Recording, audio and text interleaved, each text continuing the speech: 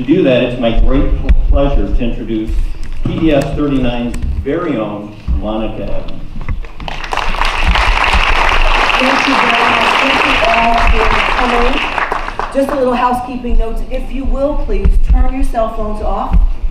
If you have questions that you would like to ask, I can send someone over to give you a pencil and a note card. We also ask that the audience not to refrain from applause or any reaction during the candidates' comments. It will simply allow us to ask more questions so that you all can gauge their position and platforms. We are going to get started. This is a live broadcast. We have about 3 minutes, I believe. Thank you.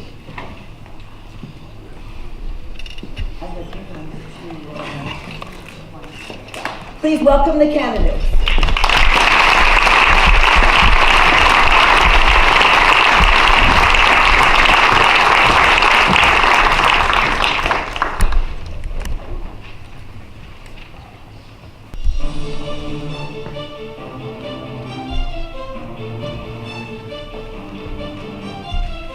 PBS 39 and Northampton Community College present, live from the Lipner Theater, the Pennsylvania's 7th Congressional Debate. Now here's your host, Monica Evans. Good evening. I'm PBS 39 host, Monica Evans. Welcome to the 7th Congressional District Debate. We are broadcasting live from the Lipner Theater at Northampton Community College. On November 6th, voters will select a new representative for the seat vacated by U.S. Congressman Charlie Dent. Dent represented the 15th Congressional District, which spanned from Hershey to north of Nazareth. This past February, the Pennsylvania Supreme Court adopted a new congressional map and created a new 7th district, which includes Lehigh, Northampton, and parts of Monroe County. Joining me to co-moderate this debate is Rob Hayes, a NCC professor of journalism and a Daily newspaper reporter, editor, and award-winning columnist who last worked for the Express Times in Easton. Let's meet the candidates. At the podiums in alphabetical order, please welcome on the Republican ticket, Marty Nothstein, a Lehigh County Commissioner and an Olympic cycling silver and gold medalist. Tim Silfies has center stage. He's a libertarian who was a former reporter, at WFMZ. Democratic candidate Susan Wild is an attorney who served as Allentown solicitor from 2015 to 2017. Candidates, welcome. You have all agreed to the rules of the debate, which include a minute to answer each question, a 30-second rebuttal if your name was mentioned by another candidate. You will also have 3 minutes to present your closing statements, and with that, let's get started with your 3-minute opening statements. Marty, you have the floor. Thank you, Monica. It feels good to be here at Northampton County Community College. Normally I'd give an opening statement about winning a gold medal in the Olympics, building a small business from the ground up, and becoming Lehigh County Commissioner who lowered taxes and secured the future of our Cedar Brook nursing home.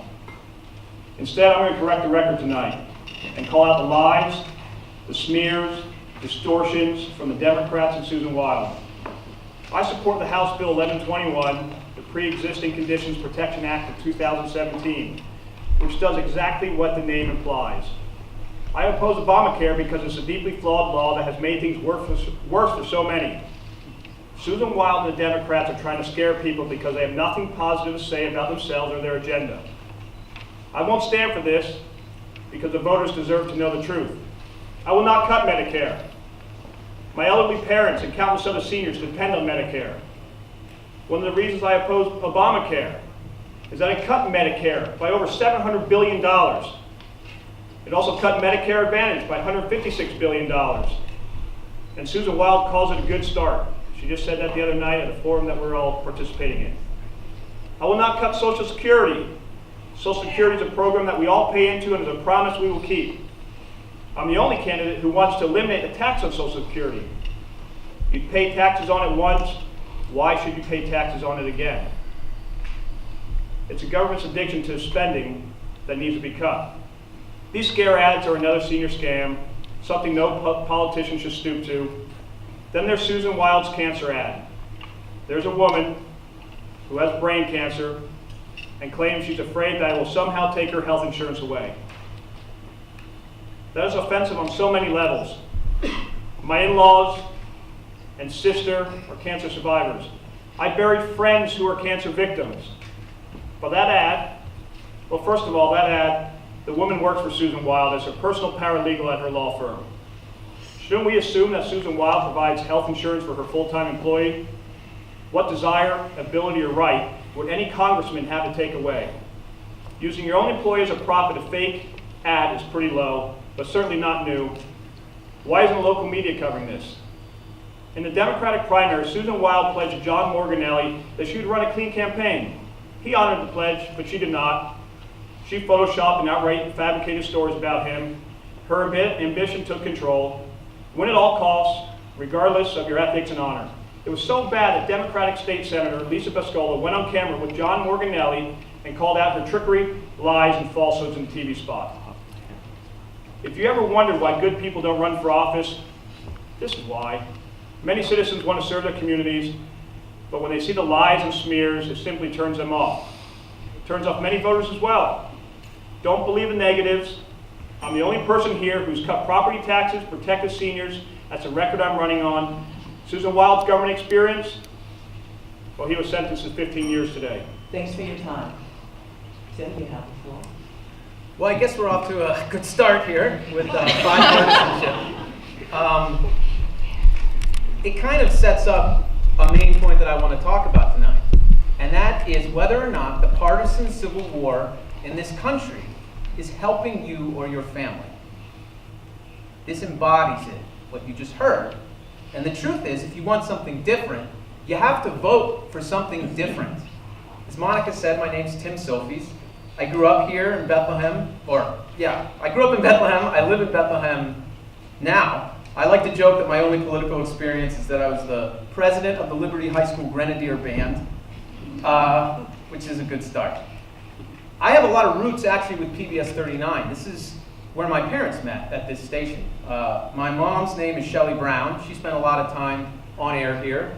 My father's Kerwin Silfies, who was a TV director here, and then became a TV director for World Wrestling Entertainment.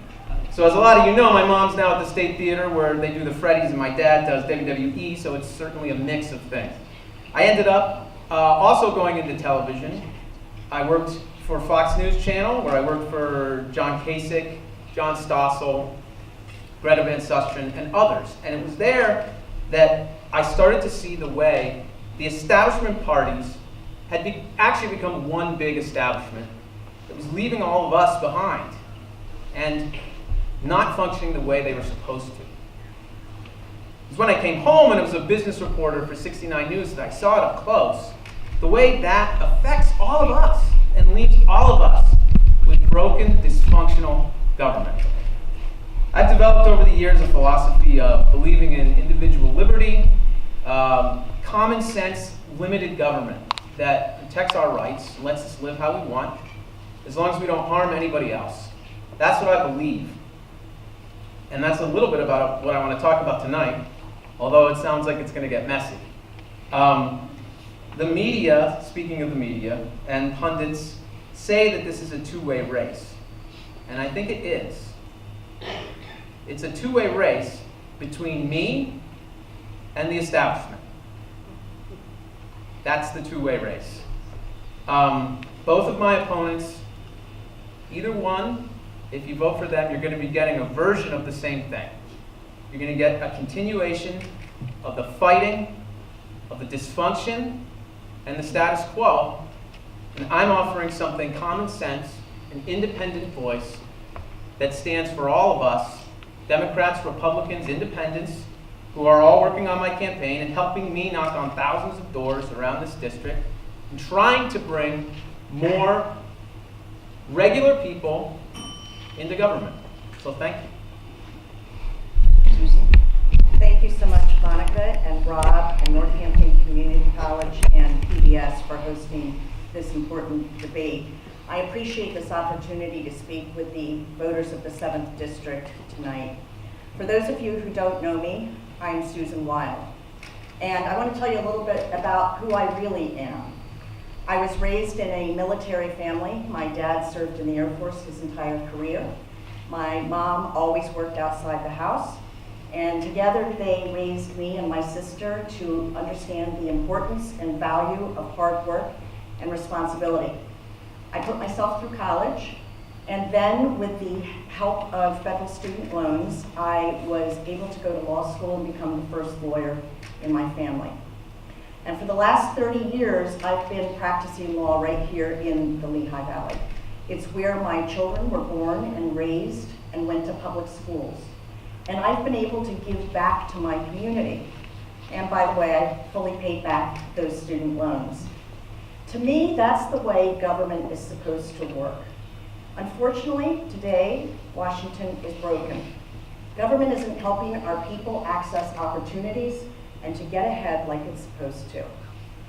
We need Congress to be a partner to our small businesses and our local businesses to create good jobs.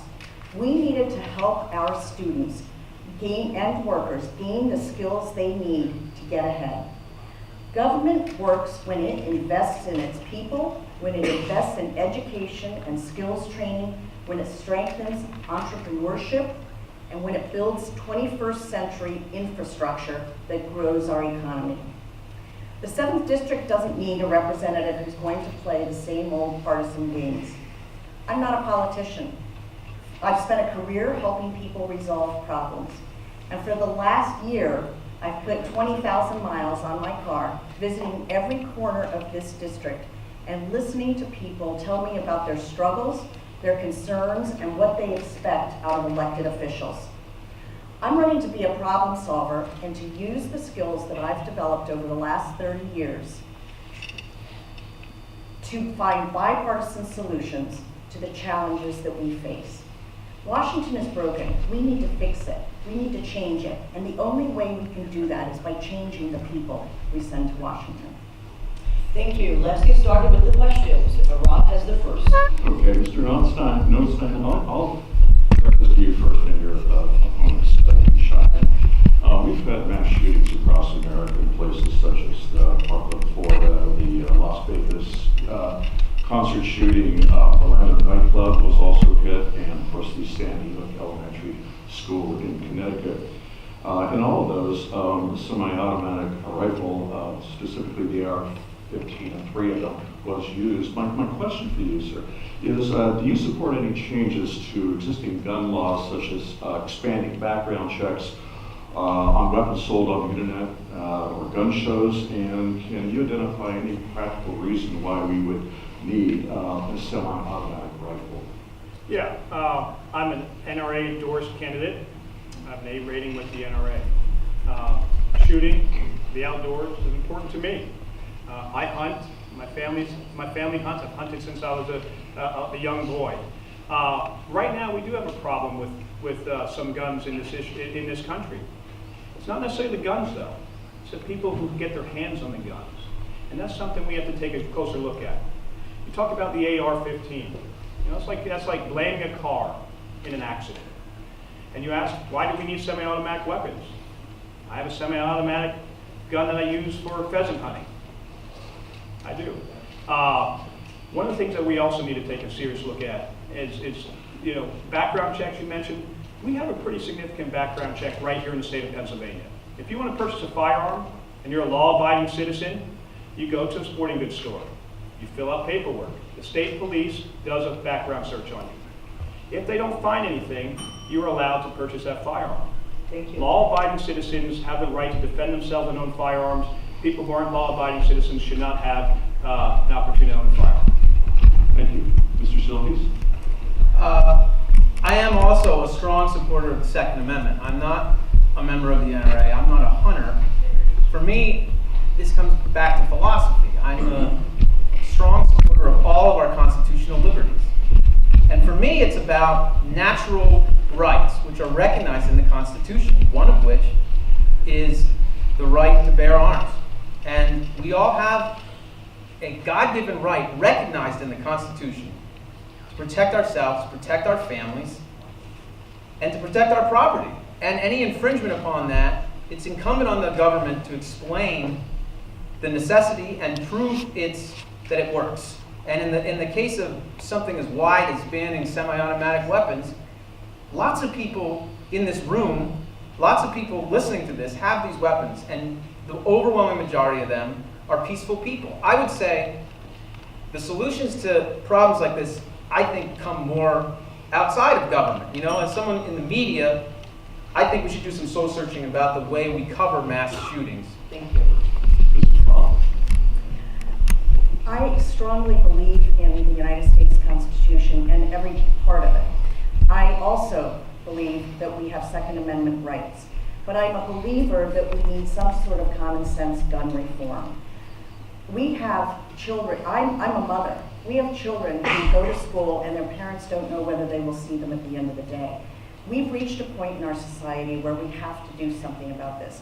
I strongly believe in people's right to defend themselves, to own a handgun for self-defense purposes, to own a gun for hunting purposes. My father and grandfather were both hunters. But I also believe strongly that it is time for common sense gun reform, such as something that's approved by about 95% of all Americans, which is universal background checks. We do know that when there was an assault weapon ban, that episodes of mass gun violence went down during that 10-year period. And when that expired, the severity and frequency of mass shootings increased. Thank you. Next question, Mr. Silfies. What is your view of the current political climate, and do you think President Trump is doing a good job at unifying our country? I think the current political climate is atrocious.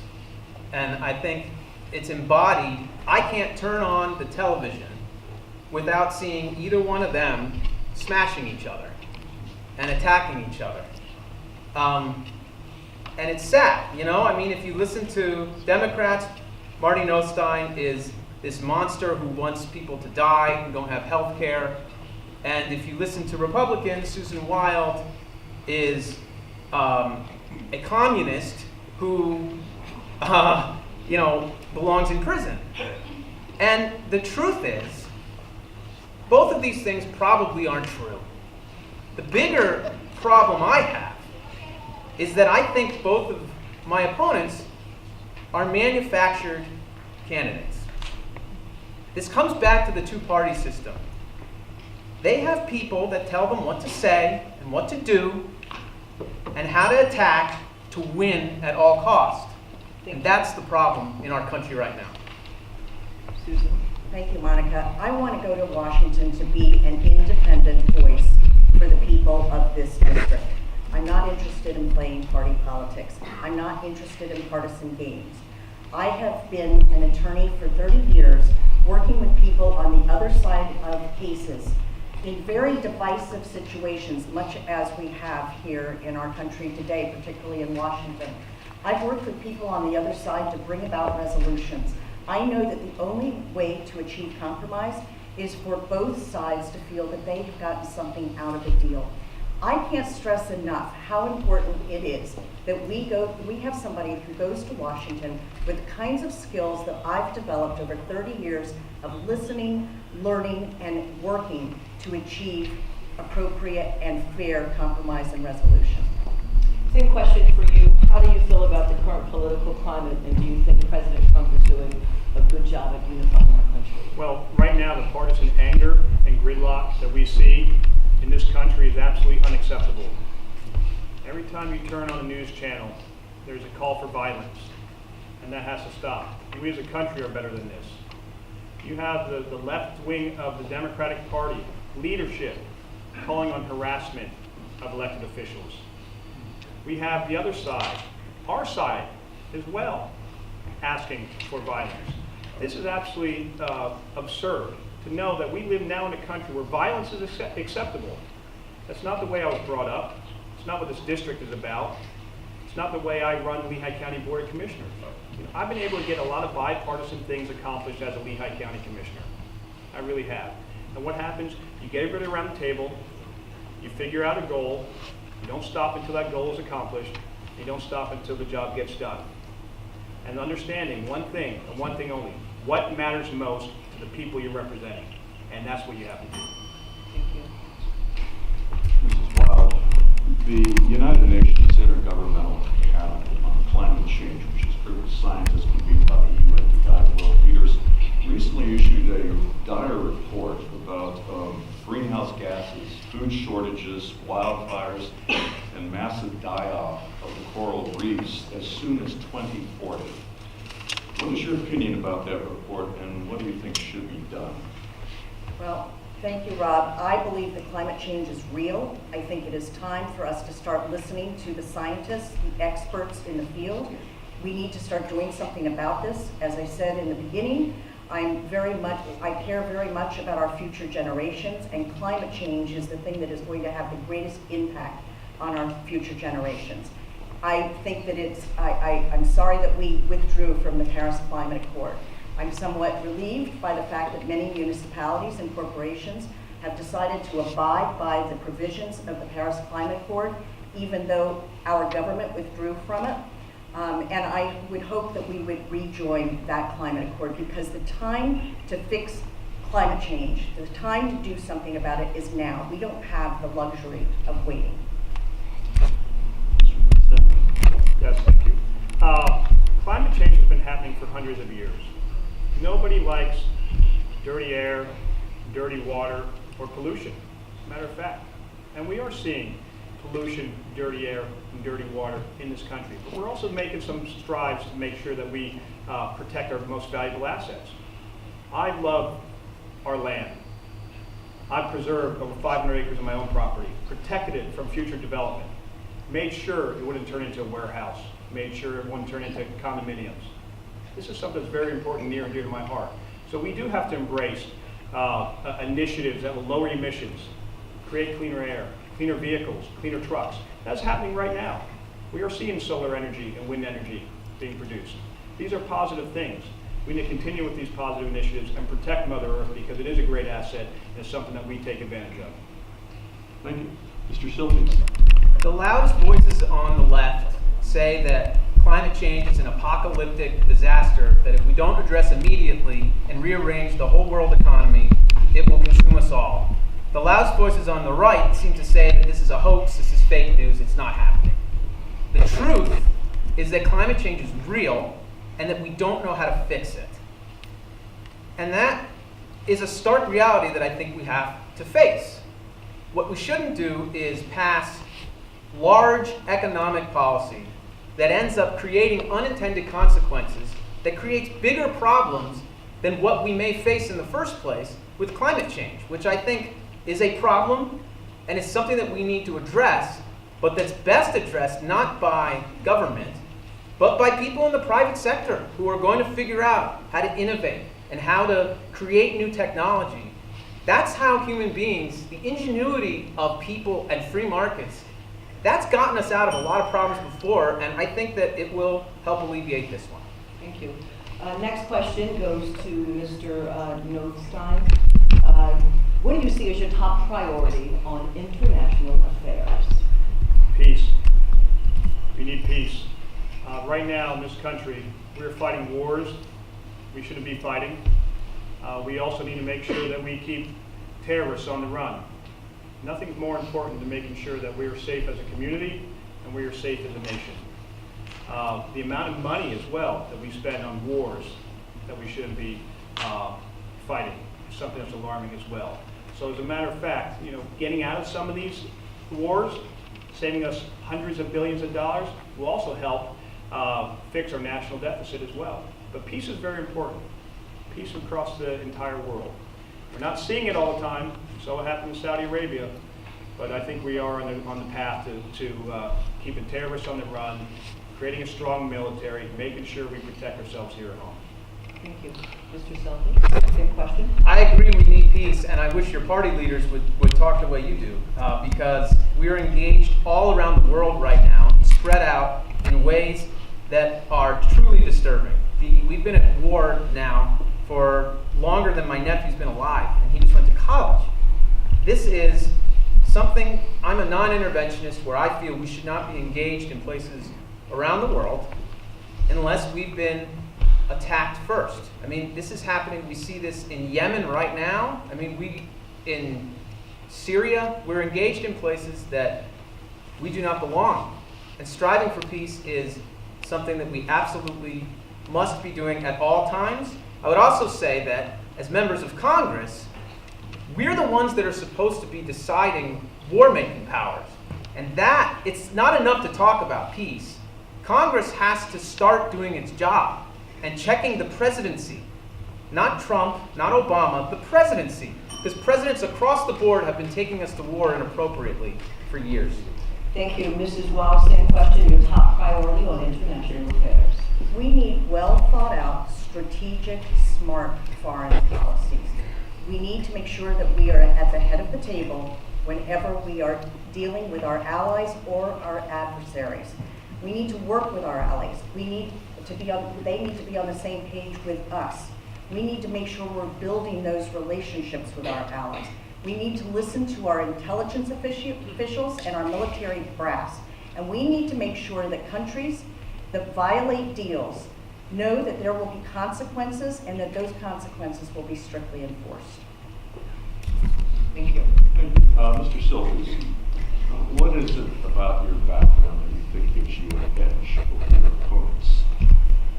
Well, not being a Democrat or Republican is a good start.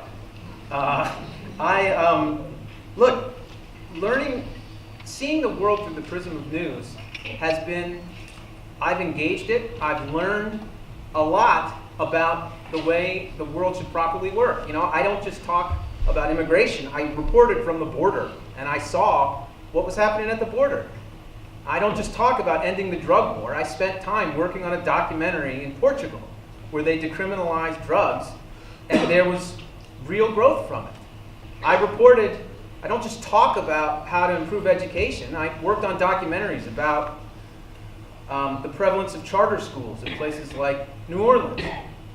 When you experience things and you see policy in action and the ramifications it has, especially as a business reporter, seeing the way entrepreneurs in our community are directly affected by what happens all around us, that really gives you common sense principles. Mrs. Silfies, thank you. Mrs. Silfies, same question. What gives you an edge? So you knew something I didn't. I've spent 30 years, Rob, achieving smart resolutions and compromises. I've spent 30 years working for people who come to my office very unhappy, very mad at the other side, ready to kill sometimes, and it's been my job to make sure that I understand what the problem is, and often when my clients come in the door, I don't know the nature of their business or the nature of the dispute, so it's my job to listen well, to learn the problem, to learn their business if that's the case, to learn about the dispute, and then to develop a smart strategy for how my client can ultimately win. But the best outcome, as I always tell my clients, is not to end up in a courtroom, but to end up with a resolution, with a compromise that both sides can live with, that both sides feel they got something out of. Those are skills that are immediately transferable to Congress. I can hit the ground running the minute I get there. Thank you. Thank you, Mrs. Watt. Mr. Nothstein, same question to you. What gives you an edge over your Well, it sounds like my opponent said you have to be a lawyer to be a representative of Congress. That's not the case. You have to be a hardworking individual. You have to be able to accomplish goals. You have to be able to work with both sides. I've been able to accomplish that as a county commissioner, newly elected county commissioner. I was newly elected 3 years ago. I've chaired the board for the last 2 years, and I've got a lot of good things accomplished. I'm proud of those results.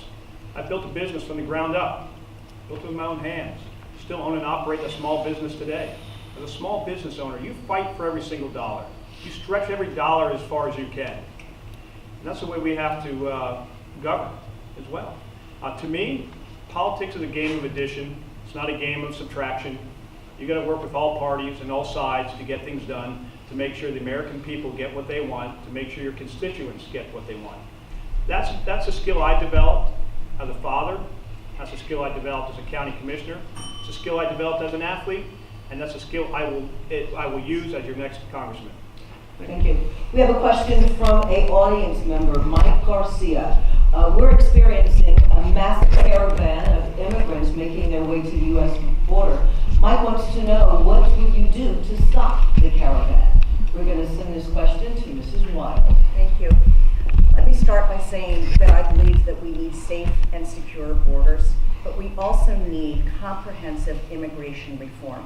We need immigration reform that should be a bipartisan thing, so that we can make sure that we provide a legal path to citizenship that will grow our economy, that doesn't separate families.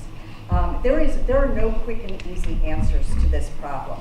But what has happened is that we have seen division being sowed by this administration by throwing out bright, shiny objects and lots of divisive talk, rather than focusing on what we really need, which is the kind of immigration reform that this country has needed for so many years. Thank you. We will go to Mr. Nothstein. Yes, thank you. People are willing to walk 2,000 miles to come to the United States of America. But ask yourself, why? We've got a great economy. It's a great place to live. We have freedom. We have liberty. People want to be a part of it. The last 2 years, we have seen incredible growth. We have a strong economy. We have more jobs than we have people willing to work. These people know that in the United States border, there's opportunity and hope for them. But I will say this, because we don't have a strong southern border, the people also know where they can get in. And who does that benefit? Who does that benefit? The people who come across our border will have to live in the shadows. They won't have to follow laws, the same laws we all have to follow. And you know what? And we also won't know who is in here. And right now we have 11 million illegal immigrants in this country.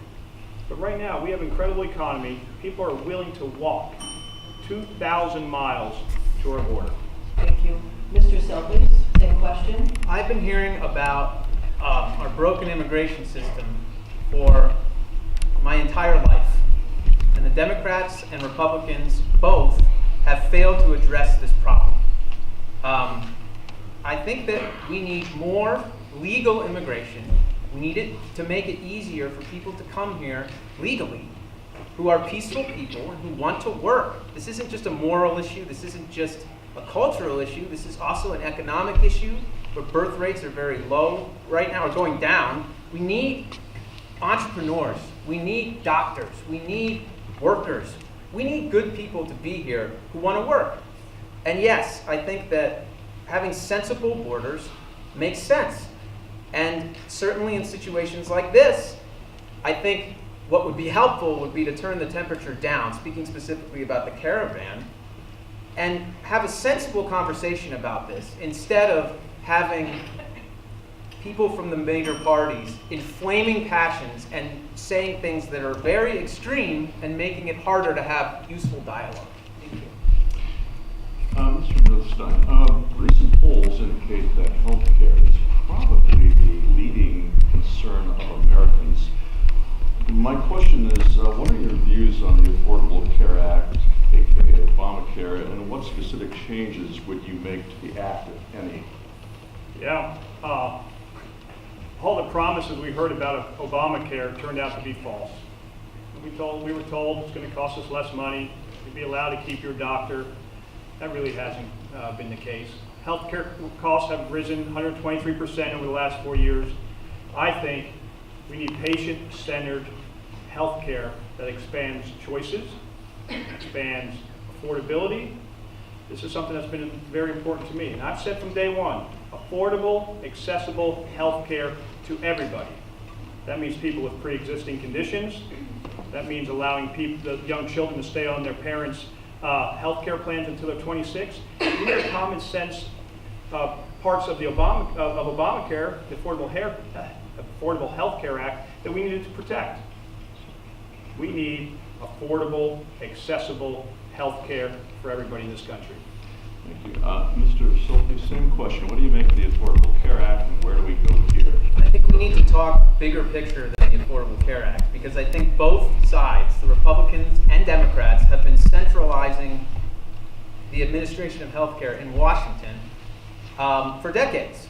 And where we are now is a completely unsustainable situation, not just with Obamacare, but with Medicare, which thanks to the mismanagement of the establishment parties, is going to begin going insolvent in 2026, and other parts of healthcare that more and more people can't count on to have later in life because the two establishment parties won't sit down and have a mature conversation about choices we're going to make with $21 trillion in debt and with unsustainable programs to fix that. That's what we need to do. We need to have independent voices to talk about ways to do that. I happen to think that we should inject some more free market reforms, have the states handle things, and start going to a model that's more taking care of people who need care immediately and would be falling through the cracks otherwise. Thank you. Mrs. Wild, what do you make of the Affordable Care Act and where we go from health care? I believe that quality, affordable health care is a right, not a privilege. Right here in the Lehigh Valley, we have fine hospital systems that many people are not able to access. I have stood up throughout this campaign for 275,000 non-elderly people right here in the Lehigh Valley who have pre-existing conditions. My opponent's website, until very recently, called for the complete repeal of the Affordable Care Act. Only in the last couple of weeks has he changed that website to conform to the GOP playbook. The ACA was the first time that we had guaranteed coverage for pre-existing conditions. It was the first time that we had a law that insurance companies could not impose an age tax on people over the age of 50. It's the first time we had a guarantee that kids could stay on their parents' insurance policies until they were 26 years old. So is it perfect? Absolutely not. But it was a good start. Thank you. Next question will be addressed first to Mr. Silfies. This is a question from the audience, and it says, what role should the federal government play in public education? Well, as I was talking about earlier, education is something that I've spent a lot of time working on, and it's something that I'm passionate about, and it's something that is far too important to have resting at all in the hands of the federal government. This is something that historically and still should be handled by people in our community. We should empower our communities who know better how to teach kids than bureaucrats in Washington. I have teachers who work on my campaign. My sister is a teacher. I mean, this is something that I care about and I talk to a lot of people about. And the truth is that I trust educators and I trust people here in our community much more than I trust some faceless bureaucrat in Washington to make decisions about how to teach our kids. Thank you. And Mrs. Wild, same question. I believe that every child deserves a quality public education regardless of the zip code they live in. I'm a big believer in public education. I always went to public schools. My two children went to public schools here in the Lehigh Valley. It would be nice at the federal level if we started with a Department of Education, a cabinet member who actually believed in the concept of public education. That would be a great start, rather than privatizing everything. I think that while educational funding is by and large done at the state level, the example has to be set and funding has to be provided at the federal level to make sure that every child, regardless of the zip code that they live in, receives a quality public education. And Mr. Notstein. Thank you. I'm a big proponent of public school education. Now, the teacher unions, they don't want to admit that. I'm a graduate of the public school system here. My children have gone through it. I've been pushing it from day one. I'm also the only candidate that has a vision, wants to build an education center for the kids of Allentown. You know why? Because I found out recently 30% of all high school students in the Allentown school system never graduate. Where do they go? I'll tell you where they go. They go to the streets. They don't learn a skill. They don't get an education. I'm the only candidate that has a vision to create a center for them where they can go after school, learn a skill, learn a trade, get a job, learn how to read, better themselves. That's how we're going to provide a better future for our kids, providing after-school activities. We need to also encourage our teachers to be more engaged with our students. I have full faith in every teacher in this district. They've done some great things, and I support them 100%. And I'll do that as your next congressman as well. Continue that support. Thank you. Mrs. Wild, do you support the legalization of medical and/or recreational marijuana use? We just saw Canada legalizing marijuana. And what is your position on decriminalizing drug use? I am a believer in legalizing medical marijuana as well as recreational marijuana, particularly medical marijuana. I think that it is a shame that although the state of Pennsylvania has legalized the use of medical marijuana, our veterans hospitals cannot use it because of the way it's classified at the federal level. Studies have shown that the rates of opioid addiction and overdoses decrease when marijuana is legalized. So I very much believe that we should legalize it. However, that's not to say that we shouldn't have certain regulations that go along with it, just as inappropriate use of alcohol results in penalties. Thank you. Yes. I am in favor of legalizing medical marijuana. Morally, I can't do it for recreational use. I just can't. You know what I hear a lot when I'm out meeting business owners in this community? Marty, we have a lot of jobs. These jobs are unfilled. You know what one of the biggest issues are? People can't pass a drug test. Now you want to legalize marijuana? Guess what? People won't pass a drug test. So listen, this is something 100% on board for legalizing medical marijuana. Morally, I just can't do it to legalize it for recreational use. Same question, Mr. Silfies. Yes, I think we should legalize marijuana, and from a wider level, I think we should end the drug war. It's something very personal to me. I mean, I had one of my best friends who was like a brother to me, died of a heroin overdose. So this is something that hit home with me, and I know knocking on doors and talking to people. I had one woman, when I talked to her about ending the drug war, actually hug me on the street and start crying because she had a family member who had died. We have to stop treating addiction as a crime and treat it as a health issue. Throwing people in jail is not a solution to this problem, and it has not worked for decades, and it has disproportionately hurt poorer people, and it has left a stain on this country that we're dealing with every day. And I'm sure Marty and Susan talk to people too who are suffering for this, and it's time to end it. Thank you. Next question goes to you, Mr. Nothstein. Tell me what your position is on LGBTQ rights. Yes. I mean, this is simple for me. Everyone should be treated fairly and not discriminated against. It's as simple as that. I mean, we have the freedom and liberty in this country to do whatever we want. No matter what. So nobody should be discriminated against. Everybody should be treated fairly. That's my stance. Thank you.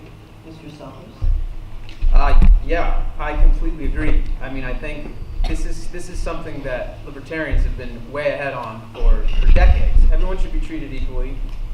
Marriage, it's not even an issue anymore. I mean, I think the beauty of America and the Constitution is that people can live however they want as long as they're not harming anybody else. And obviously, being gay falls into that category, and I think that it's really none of the government's business what anyone does behind closed doors, period, beyond gay rights. Thank you, Mrs. Wild. Same question. I will always stand up for equality, dignity, and respect for every American. And I believe that every American deserves an equal opportunity in the job world, in education, in every facet of our lives. The LGBT issue is a very personal one for me. I have an elderly uncle who came out about 15 years ago after the last of his siblings passed away. And he has, for the first time in his life, been able to lead an open life and has achieved happiness as a result. I had a first cousin years ago who died, who was one of the first victims of the AIDS crisis. So LGBT rights are very personal to me and my family, and I will always stand up for that community. We have a very good question from our audience.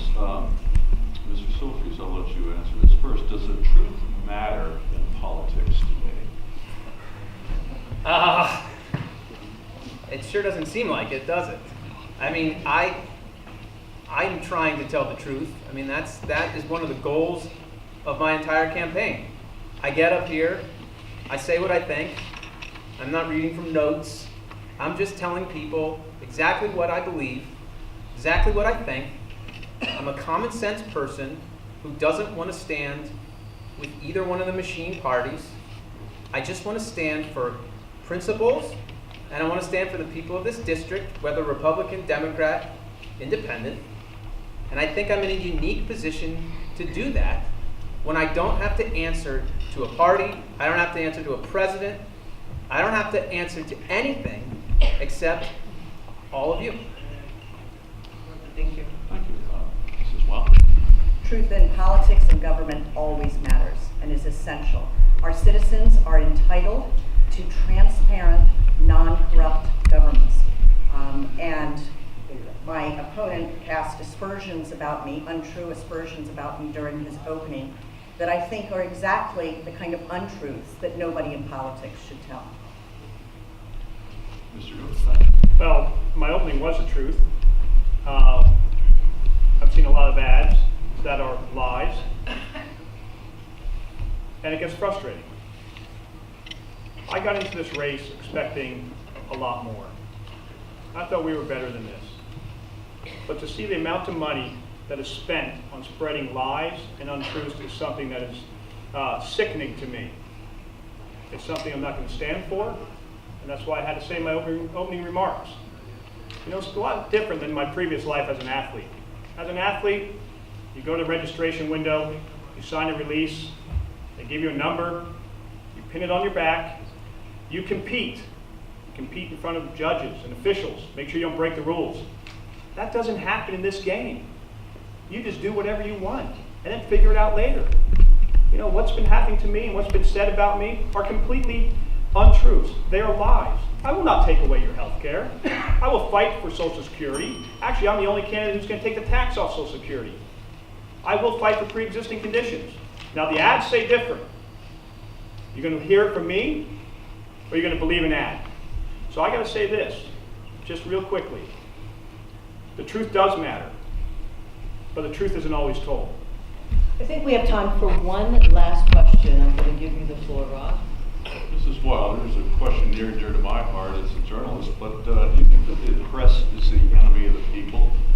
No, I do not believe the press is the enemy of the people. I think that a free press is essential to a democracy. It's a right that is provided for in our First Amendment. It is the most important amendment, and that's why it's first.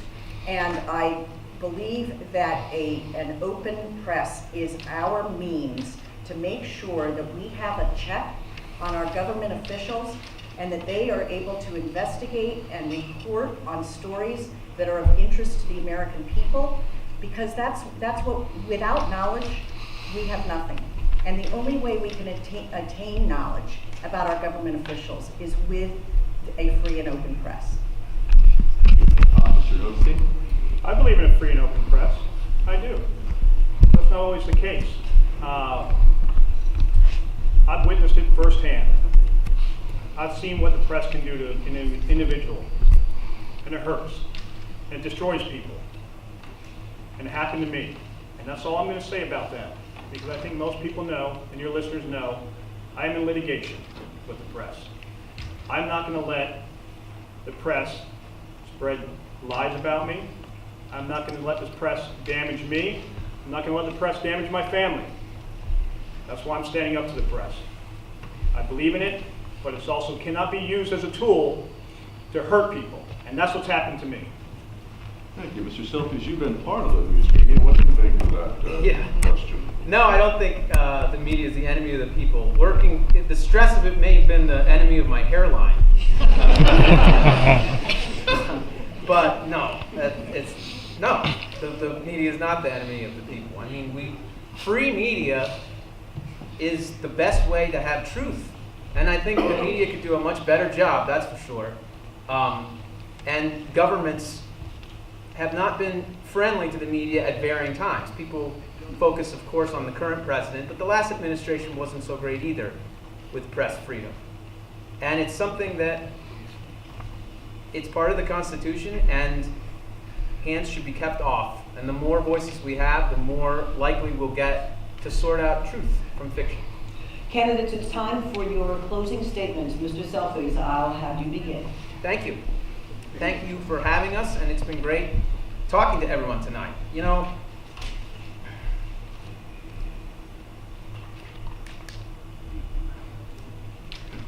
when I leave events like this, I often have people come up to me and they say, I love you, I love what you stand for, I want to vote for you, and I can't.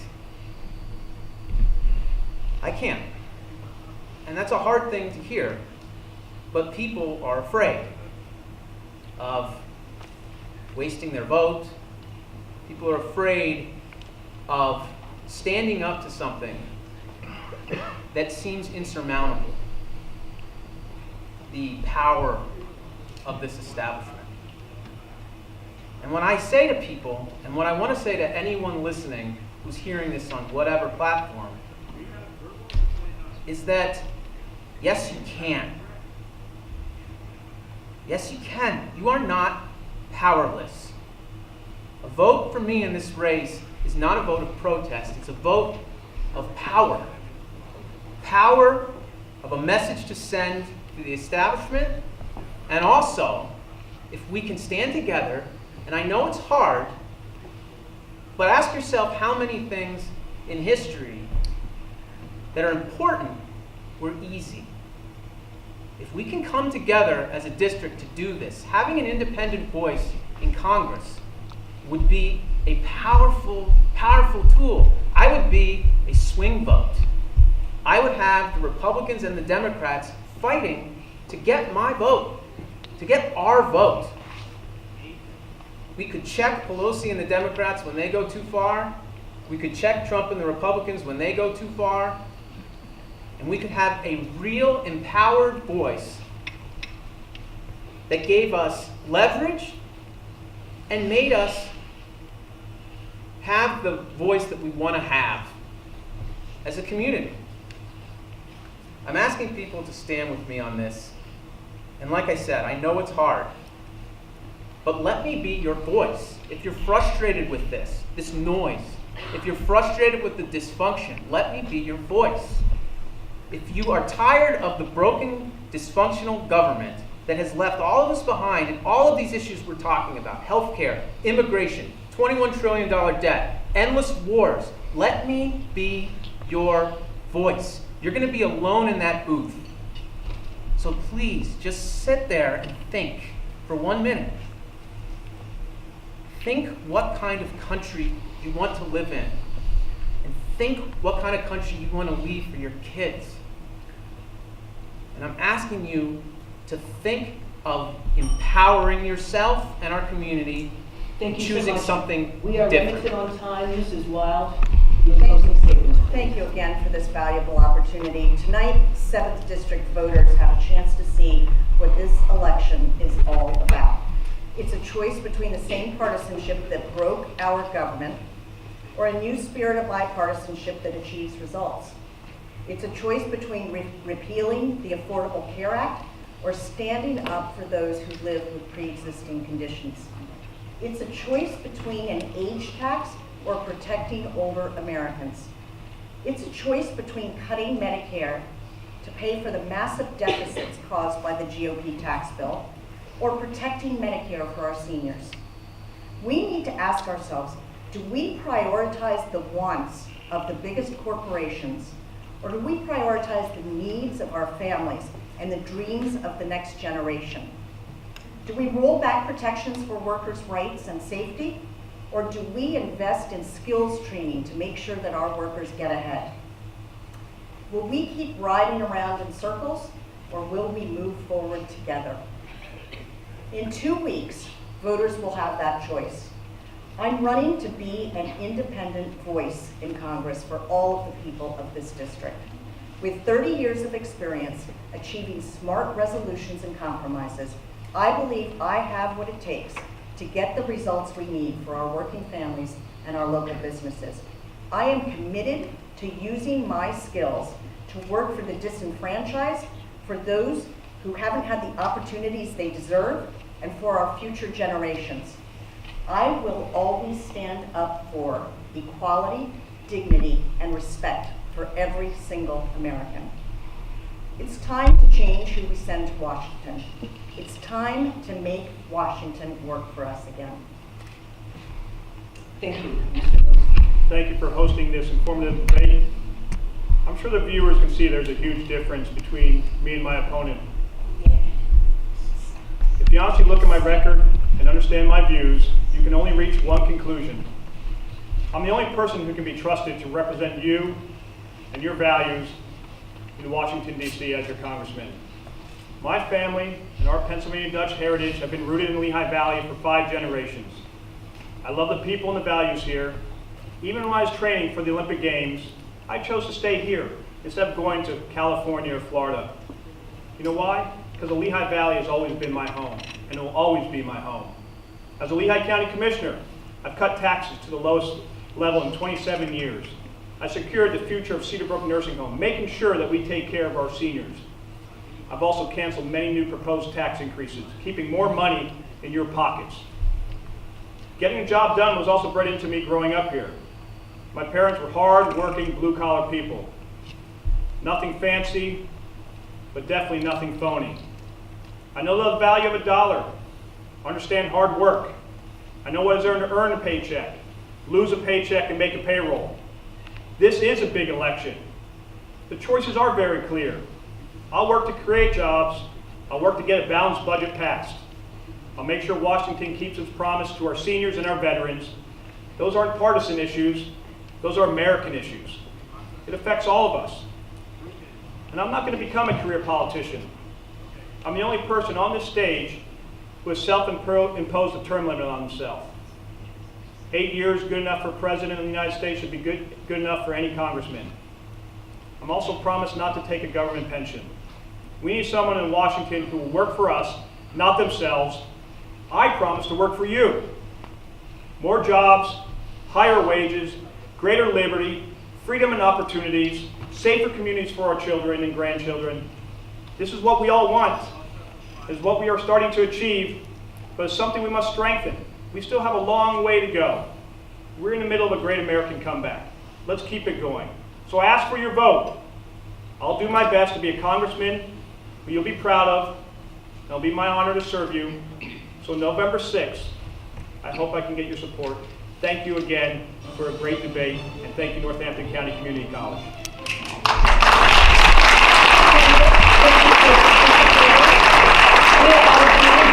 We hope that it was enough time to help viewers and people in the audience have a gauge of what your platform and positions are and what you'll do when you go to Washington. Thank you so much, Robert Hayes, NCC, for partnering with us for this debate. I'm Monica Evans with PBS 39, and for all of us at PBS, thank you so much for watching. Good night, and go vote. Thank you.